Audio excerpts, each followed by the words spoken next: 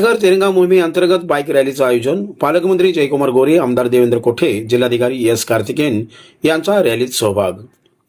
जिल्हा प्रशासनाच्या वतीने दिनांक 9 ते 17 ऑगस्ट 2020 या कालावधीत हर घर तिरंगा मोहीम व्यापक प्रमाणावर राबवली जात आहे. याच अनुषंगाने स्वातंत्र्य दिनाचे औचित्य साधून जिल्हाधिकारी कार्यालयाच्या प्रांगणात एक्झिबिशन सेंटरपर्यंत बाईक रॅलीचं आयोजन करण्यात आलेले होते. या रॅलीमध्ये पालकमंत्री जयकुमार गोरे, आमदार देवेंद्र कोठे, जिल्हाधिकारी एस कार्तिकेयन यांनी सहभाग घेतला.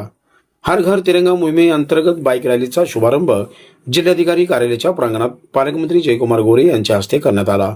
ही बाईक रॅली जिल्हाधिकारी कार्यालयातून 7 रस्ता पोलीस लाईन रामवाडी येथून मर्याई चौकातील एक्झिबिशन सेंटरपर्यंत गेली. एक्झिबिशन सेंटर येथे बाईक रॅलीचा समारोप करण्यात आला. ही बाईक रॅली जिल्हा प्रशासन, जिल्हा क्रीडा कार्यालय व माय भारत यांच्या संयुक्त विद्यमानाने आयोजित करण्यात आलेली होती. यामध्ये जिल्हा प्रशासनातील अधिकारी, कर्मचारी मोठ्या संख्येने सहभागी झालेले होते.